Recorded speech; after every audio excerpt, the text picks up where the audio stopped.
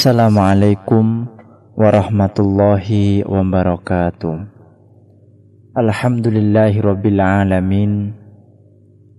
Nahmaduhu wa nasta'inuhu wa nastaghfiruh. Wa na'udzu billahi min syururi anfusina wa min sayyiati a'malina.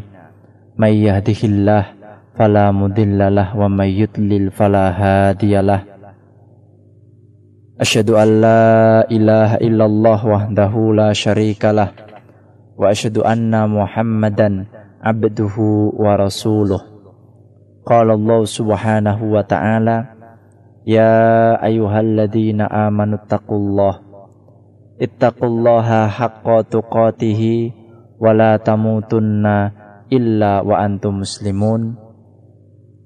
Fa inna asdaqal hadits kitabullah wa khairal hadi hadiyu Muhammad sallallahu alaihi wasallam wa syarral umuri muhdatsatuha wa kullu muhdatsatin bid'ah wa kullu bid'atin dalalah wa kullu dalalatin finnar.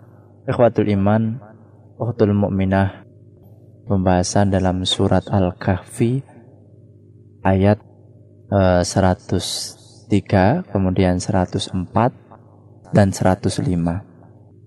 Qala Allah subhanahu wa ta'ala, qul hal nunabbi'ukum bil akhsarina a'mala. Katakanlah, apakah akan kami beritahukan kepadamu tentang orang-orang yang paling merugi perbuatannya. Alladzina dhalla sa'yuhum fil hayatid dunya wa hum yahsabuna annahum yuhsinuna sun'a. Yaitu orang-orang yang telah sia-sia perbuatannya dalam kehidupan dunia ini, sedang mereka menyangka bahwa mereka berbuat sebaik-baiknya. Ulaikal ladzina kafaru bi ayati rabbihim wa liqa'ihi fahabitat a'maluhum fala nuqimu lahum yaumal qiyamati wazna. Mereka itu orang-orang yang telah kufur terhadap ayat-ayat Rabb mereka dan kufur terhadap perjumpaan dengan Dia, maka hapuslah amalan-amalan mereka dan kami tidak mengadakan suatu penilaian bagi amalan mereka pada hari kiamat. Dzalika jazaohum jahannamu bima kafaru wattakhadhu ayati wa rusuli huzwa. Demikianlah balasan mereka itu di neraka jahanam, disebabkan kekafiran mereka dan disebabkan mereka menjadikan ayat-ayatku dan rasul-rasulku sebagai olok-olok. Ini mengenai gambaran hidup yang sia-sia dari ayat tersebut. Lah, ikhwatul iman rahimakumullah, siapakah orang-orang yang merugi? Makna ayat tersebut, Syekh As-Sa'di rahimahullah mengatakan, katakanlah wahai Muhammad kepada manusia dengan cara memperingatkan. Maukah kami kabarkan kepada kalian tentang orang-orang yang paling merugi amalannya secara mutlak? Ya, yaitu orang-orang yang batal dan hilang seluruh apa yang mereka amalkan, yaitu mereka menyangka bahwa mereka telah berbuat baik dalam perbuatannya, yaitu bagaimana dengan amalan-amalan, ya.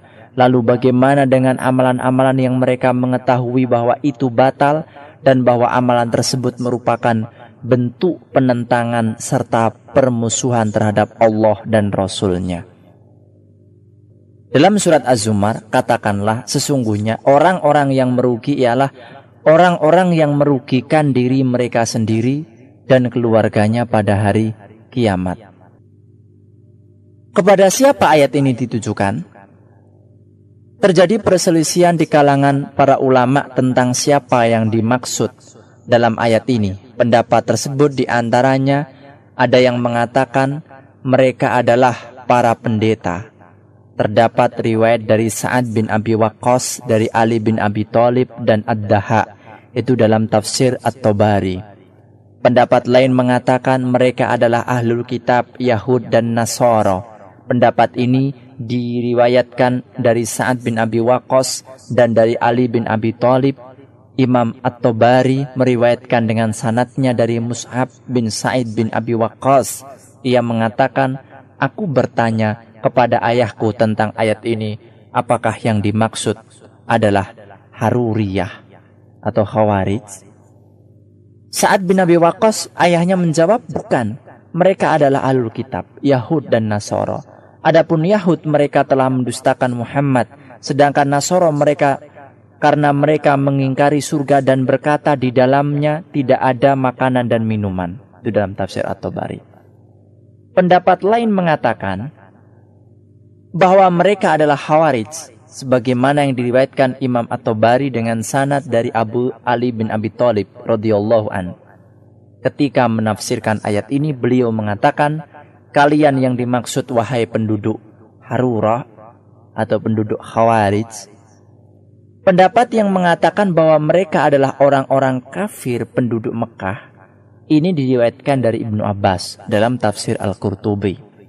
Lah, yang rajih dalam menjelaskan maksud ayat ini, bahwa ayat ini memiliki makna secara umum, dan pendapat-pendapat yang disebutkan tersebut mencakup setiap orang yang mengamalkan amalan yang salah, dalam keadaan dia menyangka bahwa dialah yang paling baik amalannya.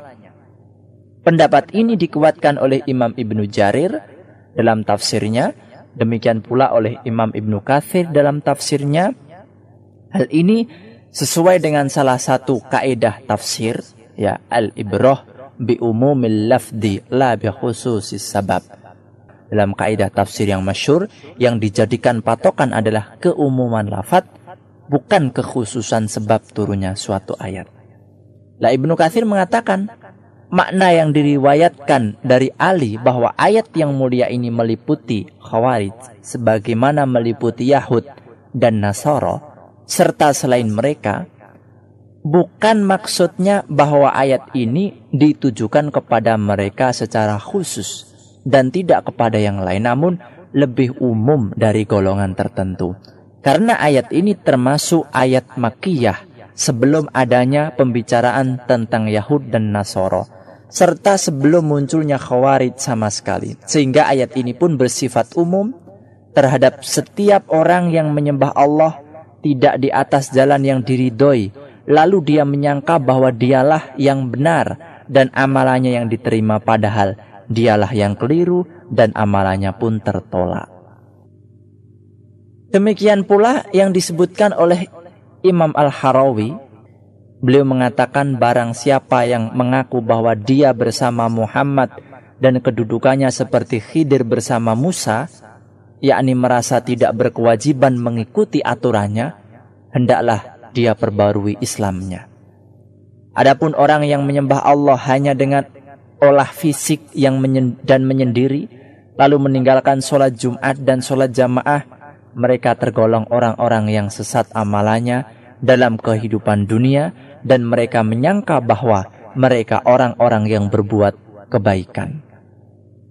Demikian pula yang disebutkan oleh Syekhul Islam, ekstrim yang hanya pasrah kepada takdir ke dalam ayat ini. Beliau mengatakan, sesungguhnya orang yang ditakdirkan menjadi bahagia penduduk surga, maka dia pun akan dimudahkan untuk mengamalkan amalan orang yang bahagia, sedangkan barang siapa yang ditakdirkan menjadi orang sengsara penduduk neraka, maka sungguhnya dia akan dimudahkan mengamalkan amalan orang yang sengsara.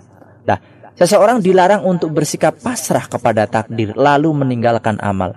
Oleh karena itu, orang yang pasrah kepada takdir yang telah ditetapkan lalu meninggalkan amalan-amalan yang diperintahkan oleh Allah, dia tergolong orang-orang yang merugi amalannya, yaitu orang-orang yang sesat amalannya dalam kehidupan dunia ini.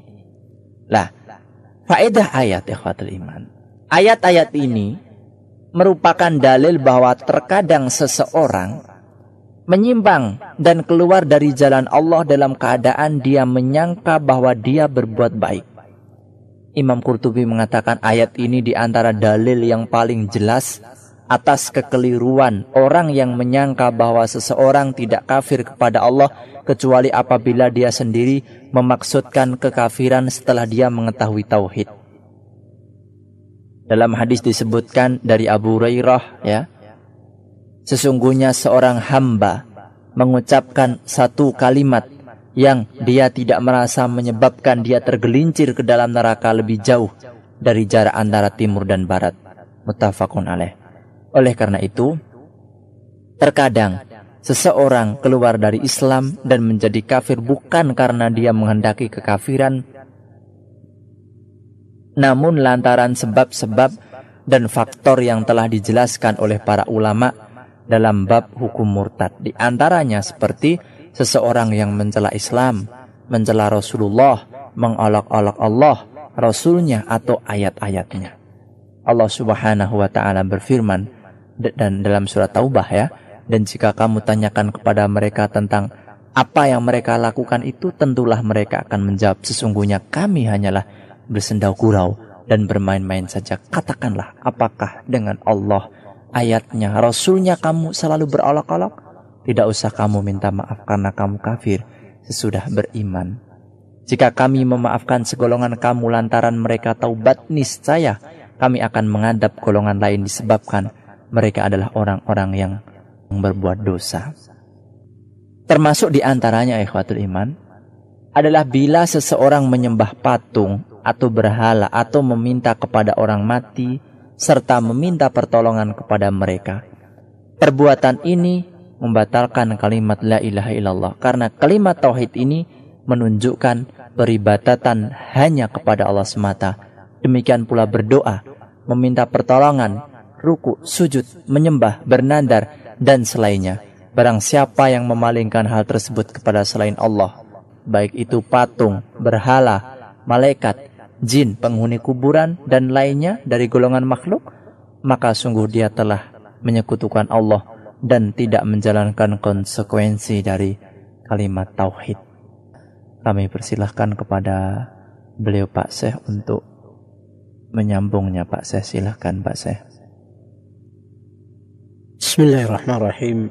Assalamualaikum warahmatullahi wabarakatuh. Innal hamdalillah nahmadu wa nasta'inu nastaghfiru wa na'udzu billahi min shururi anfusina wa min sayyiati a'malina. May yahdihillahu fala mudilla lahu wa man yudlil fala hadiya lahu. Wa asyhadu an la ilaha illallah wahdahu la syarika lahu wa asyhadu anna Muhammadan abduhu wa rasuluhu. Allahumma salli ala nabiyyina Muhammadin wa ala alihi wa sahbihi sallam wa man tabi'a ila yaumil tab'atsun. Amma ba, ikhwatul iman, ukhtul mu'minah. Alhamdulillah, membaca surat Kahfi.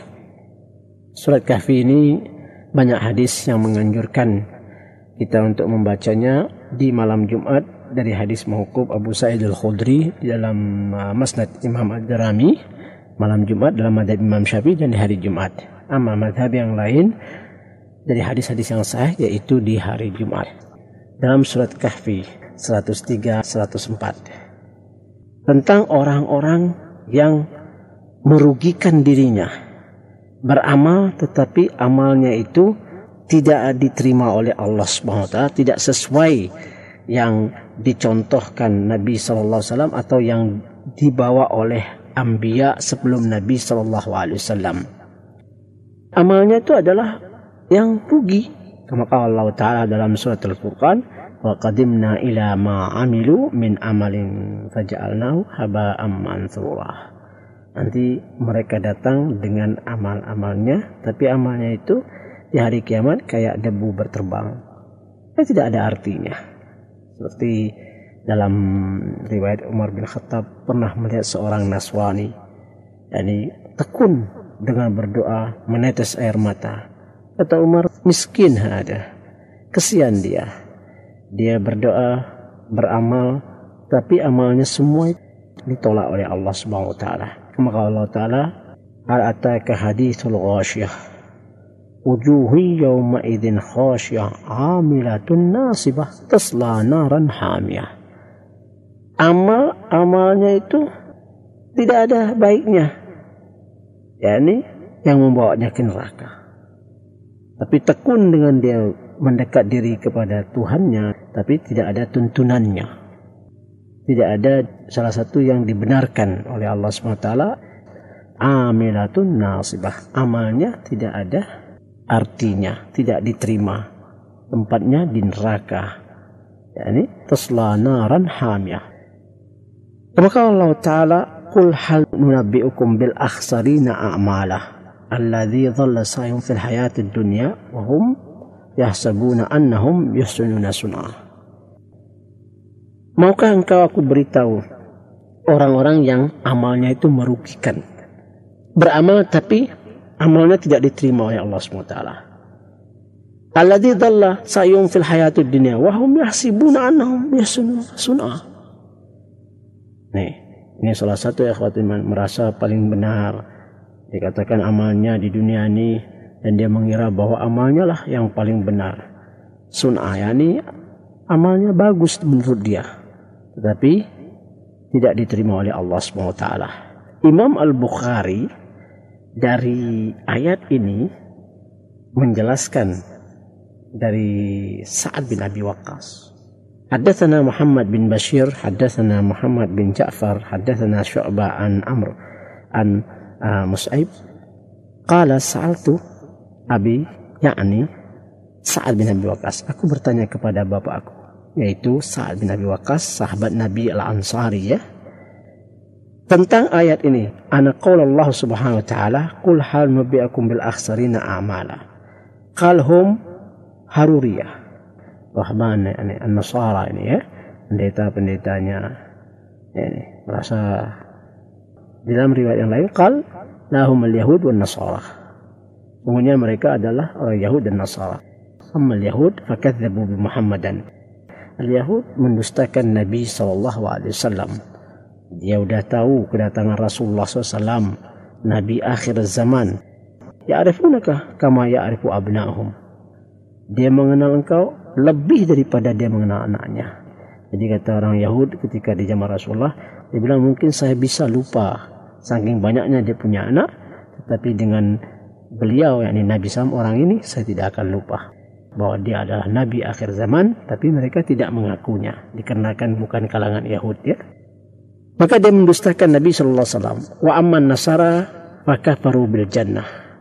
Orang Nasrani, yakni hum dhalin, orang Yahud al-Maghdu, yang dimurkai. Amman nasara dhalin, mereka tidak mengakunya ada surga, hari kiamat, hari kebangkitan, nggak ada. Kita mati sudah nggak kembali lagi katanya.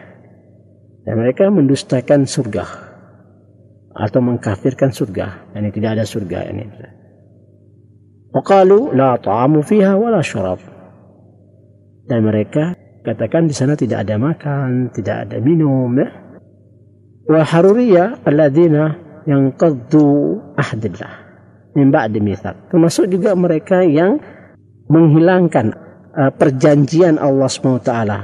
Idza akhadna mitsaq ka Bani Israil. Mitsaq itu akhadna minkum mitsaqan ghalidan, perjanjian yang ketat, perjanjian yang setelah dijanjikan Allah kepada mereka, mereka mengingkarinya. Bahkan Sa'ad radhiyallahu anhu ismuhum al-fasiqin. Rawahu Imam Bukhari. Dia adalah orang fasik. Wa qala Ali bin Abi Talib juga, wa dhahak wahid minhum hum al-haruriyah. Wa ma'na hadha an Ali radhiyallahu anhu, inna hadha al-ayat karimah tashtamal haruriyah wa kama tashtamal yahud an-nasara wa ghairuhum. Yani ayat ini termasuk pendeta Yahud, Nasara dan semua. Karena ayat ini bukan hanya turun khusus kepada mereka, tapi turun umum untuk semua manusia. Karena ayat ini disebut adalah ayat turunnya di Mekah. Qabl khitab al-Yahud Nasara, sebelum disampaikan kepada Yahud Nasara. Wa qabl wujud al-Khawarij bikulli. Al-Khawarij ini alladhi kharaja an millah. Ini setelah zaman Rasulullah, ya khatiman, yang mengadakan ajaran pemahaman baru, yakni tetap dia mengaku Islam tapi dia merubah atau menyimpang. Hum kharaju anil millah, keluar dari ajaran yang dicontohkan Nabi sallallahu alaihi wasallam. Maka ikhwatul iman, ukhtan mukminah, sebaik-baik ibadah, sebaik-baik dalam kita mendekat diri kepada Allah, yaitu mengikuti Al-Quran dan sunnah Nabi Sallallahu Alaihi Wasallam. Ta'as sunnah, mengikuti sunnah. Yani walaupun itu sedikit kita beribadah kepada Allah, tetapi ada tuntunannya, maka diterima oleh Allah SWT. Yani ketika kita beribadah, yani kasir, banyak, tetapi tidak ada tuntunannya, maka di hari kiamat nanti kita termasuk orang yang rugi. Wa qadimna ila ma amilu min amalin faja'alnahu haba'an mansura. Nanti di hari kiamat kita datang membawa amal-amal kita, ternyata amal-amal kita itu tidak diterima seperti debu berterbangan, ya.